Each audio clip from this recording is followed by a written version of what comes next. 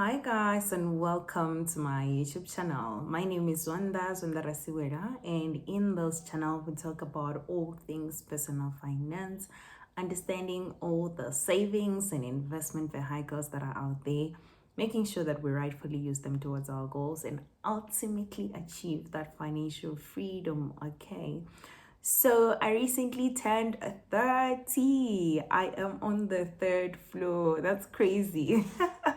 It's really crazy. Who would have thought? I felt 21, but I think every time I speak to I'm a 2000, I realize that no man, I'm actually 30. Okay, so yes, I had a birthday celebration which was lovely. I really enjoyed myself. It was so fulfilling to be able to celebrate. This is something that by myself I wouldn't have chosen to do, like a celebration. I think I'm the type of person who around my birthday I actually go out with each one of my friends separately.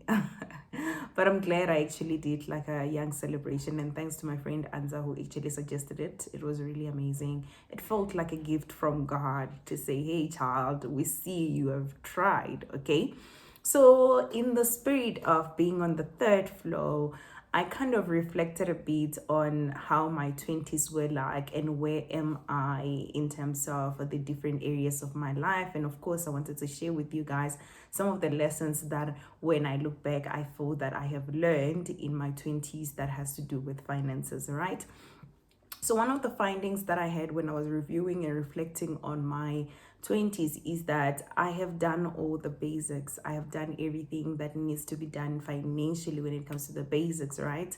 And in the spirit of goal setting, I was giving my 2024 a theme, and I thought I have new beginnings. I'm not starting from scratch, but this is a new phase, it's a new beginning, and I'm calling this year Elevation 24, okay? So yeah, because I'm getting elevated from basics, from juniors, from anything background, I'm becoming like a real on full on adult. So now I guess because I'm an adult, I can share with you guys some of the lessons that I feel that helped me navigate my 20s, and I was able to manage my finances well because of these areas that I'm going to share with you guys. So 10, let's get started. Number one, sorry about that, I was eating blackberries. So number one, when you set up your goals, do not focus a lot on the hard number, right? Focus a lot on how you want to improve the standard of your living.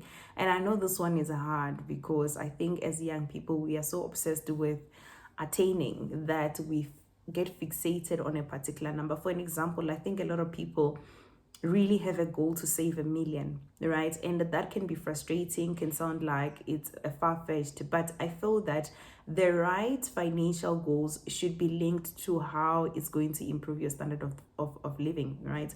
I think that I've said this before in my previous video on goal setting to say your financial goals should be compensating on the lifestyle or your life goal that you wish. We don't just want to attain. There is a reason for us to want certain things. So yeah, I think your achievement in your finances will feel more fulfilling when it's linked to a certain life that you want for yourself, like at the betterment of your life.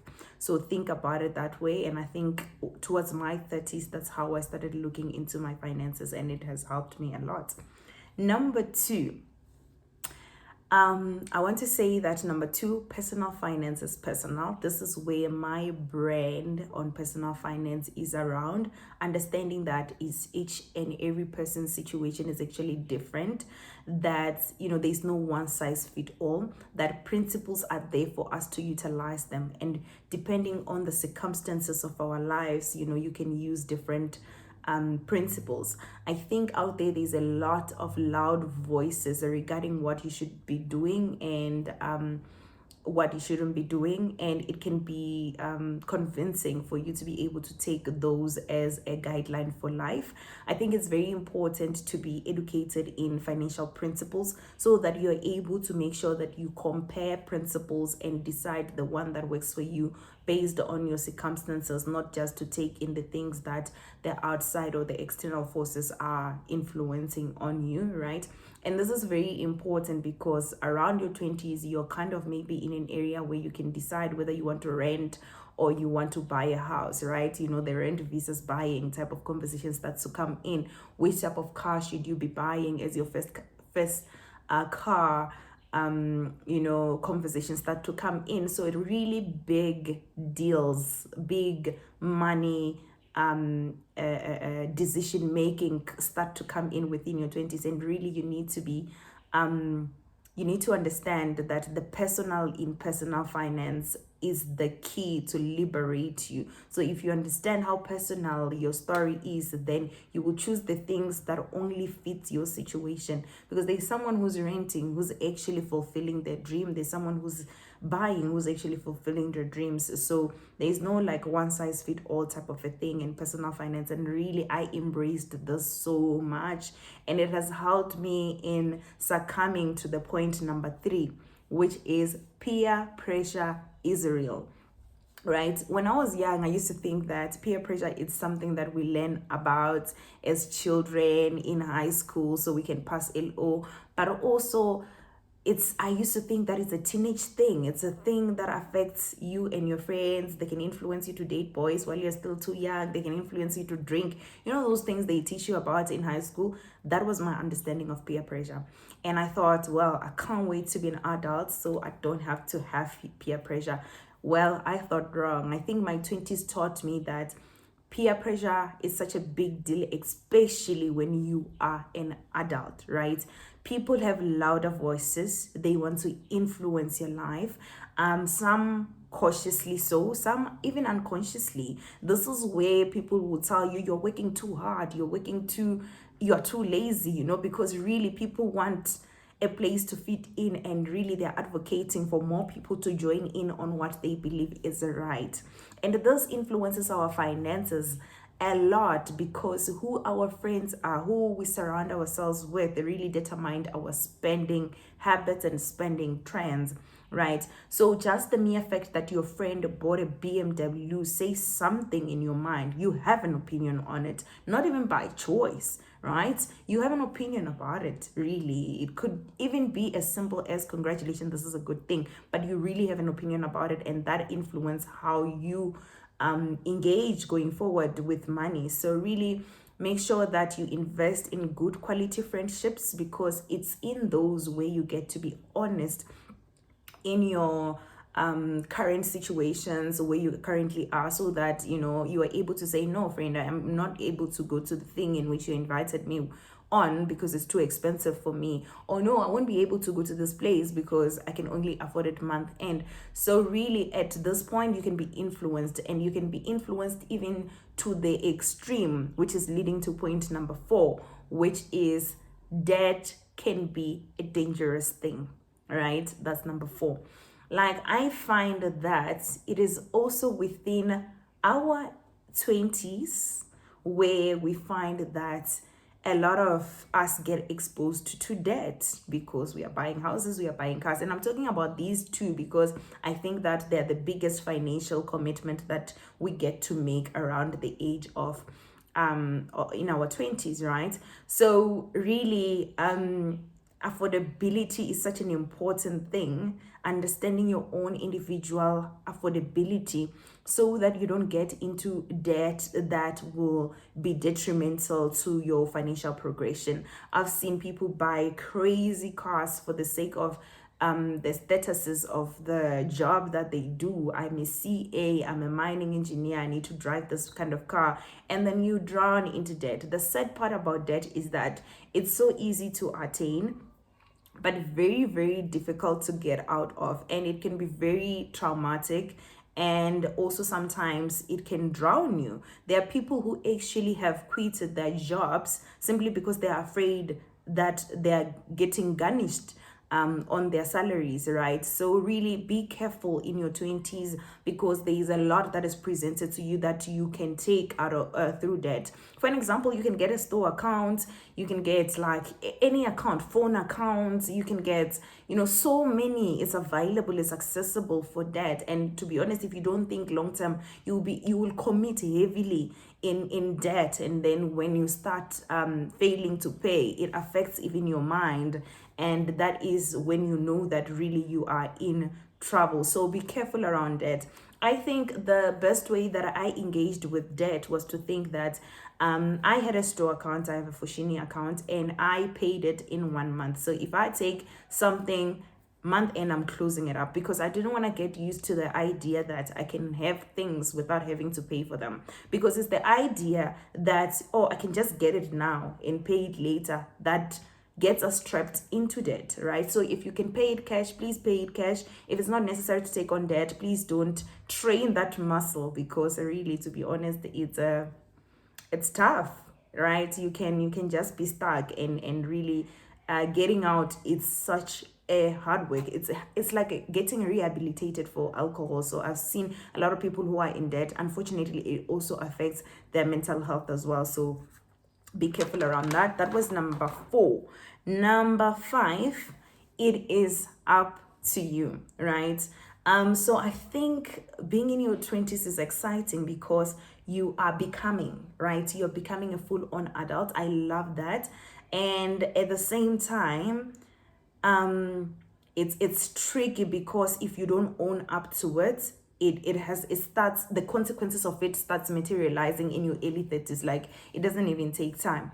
And what do I mean by it's up to you, right? There's a lot of, I think finances was not taught to a lot of us when we were growing up. And if it's taught to you, you have the very few who have experienced that, right? A lot of people live the YOLO life. I don't care about my finances. I'll only do what's needed for me to do part of finances, and neglect it. And I think it's very detrimental to neglect your finances, because really, as you grow, you start realizing how much of an impact finances have in your life. I think I appreciate the Maslow's hierarchy of needs, which at the bottom has the basics, right? Your shelter, your water, your food. And for you to fulfill that first layer, for you to get into the self-esteem and then become self-actualized, right?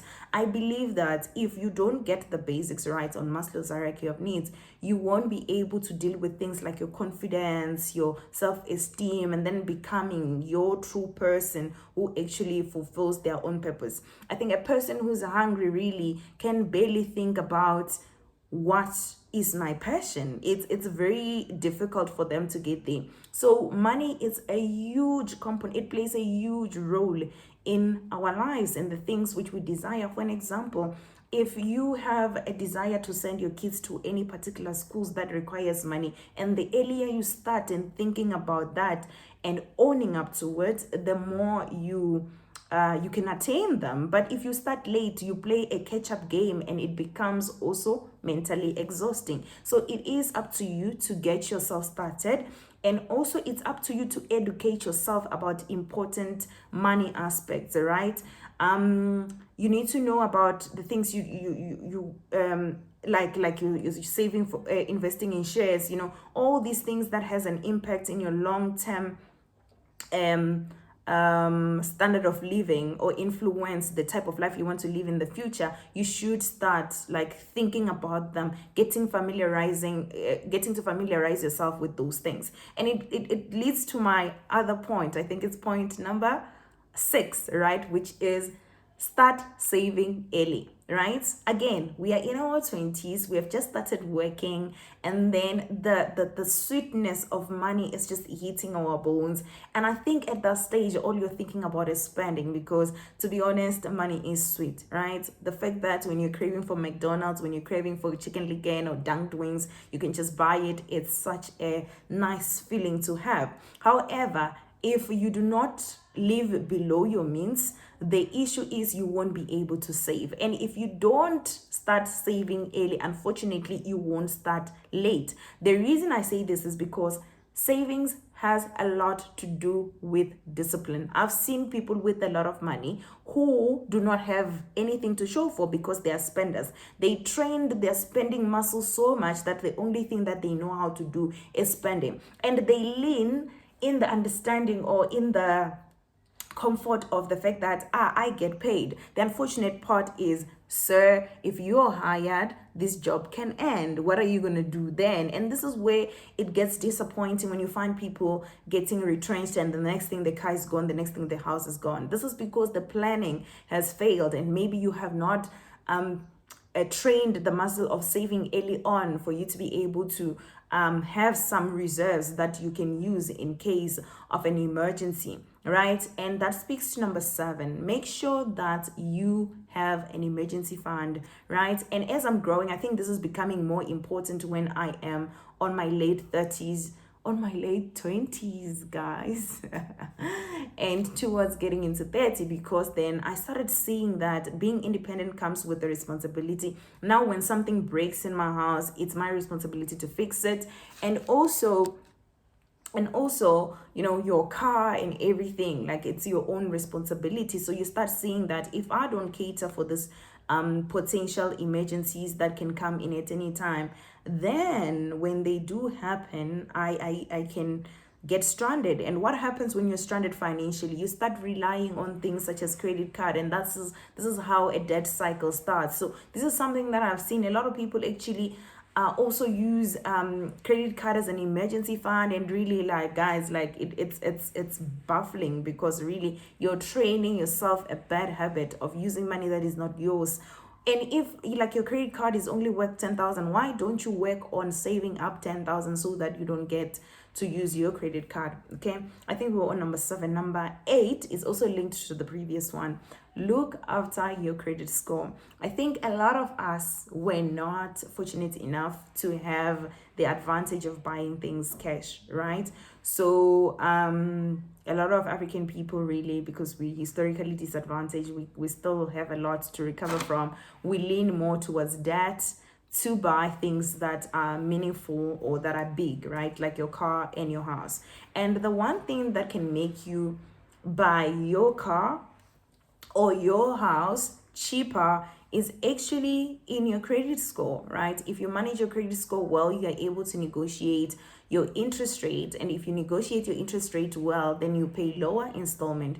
Don't be that person who gets 14% when there is a possibility of getting 11.75, which is the prime rate. Guys, like, I think always fight to buy a car and a house on a prime rate or low. It has to be below or on a prime rate. Exactly. I have only bought below prime rates, and I'm proud of myself for that, because I had the patience also to work on my credit score, being intentional about it, and also waiting until it is at a point where I know that I can negotiate myself. And also, if you are Leonard and you have a degree, also use those perks to your advantage. Tell them that I'm safe. I come from Vert. I come from UP. I come from UCT. You can use that. And also, if you're a private banker, use that as well to your advantage.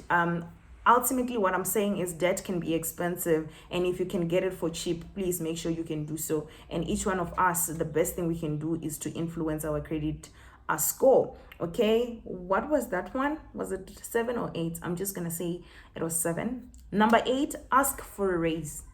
Right, at work.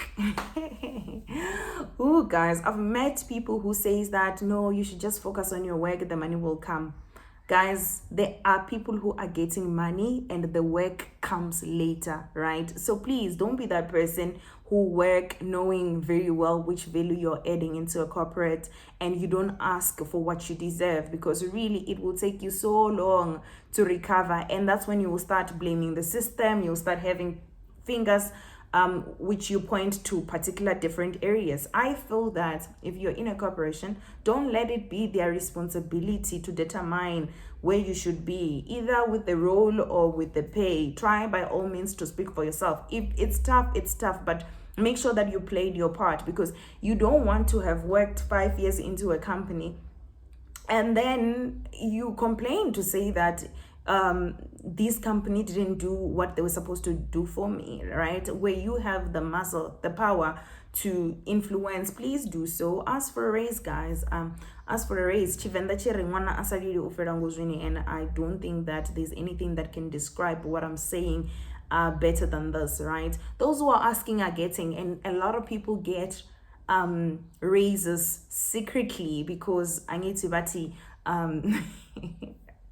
salaries are confidential. But if you know your worth, guys, ask for it. Ask for it. Have what is called a bragging file, where you save every good thing that someone has said about you, that you have done, that you feel like you've done well, so that if they say, hey, why do you think you deserve this, you have a consolidation of the great work that you have done to be able to back up your ask. But also ask for a raise. I think that was number, I don't know, I don't know which number that was. I guess I'm gonna give you two more, number 9. So I'm just gonna say number 9. Start investing early. I think I spoke about this, but I want to say that maximize on the power of interest, right?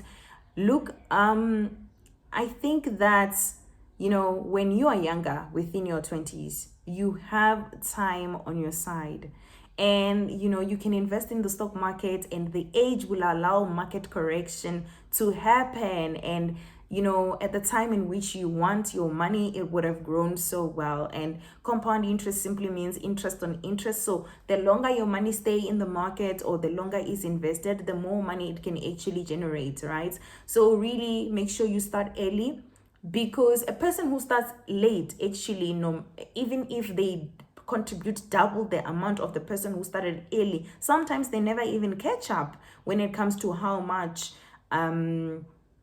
ultimately each one of them gets to get at the end. So really start early, so that you can maximize on the power of compound interest, so that you can maximize on time that you have on your side, right? And I think when you are younger, you get a chance to actually also educate yourself about how investment works, so that when you're older and you are more riskier, and you cannot afford much risk, you already understand how things work, and then you will be able to make better decisions. Because when you're older, you don't have the ability, or you don't have the flexibility to be losing money, because time is not on your side for correction to happen. So really start investing early, educate yourself, familiarize yourself with different investments that are out there, right? And the investment part leads me to the last point, which is, guys, invest for retirement, right? It's such a painful thing to see people struggle who actually had an income, because they're used to comfortable lives, and that's why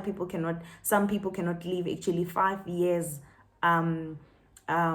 more than their retirement age, because it gets tough, right? So really save, start early again, and accommodate for your retirement within your savings. All right, if it's a deduction from work, make sure that you're doing enough, right? Because I think a lot of people say, I'm gonna do as minimal as possible because, well, I need money now. That might be true, especially if you're looking into increasing your income at a later stage. However, guys, make sure that every now and then, for an example, for me, when I turned 30, I did my retirement assessment to see, will I be able to retire at an age in which I wish to retire? What else would I need to do in addition to what I'm currently doing with my retirement fund?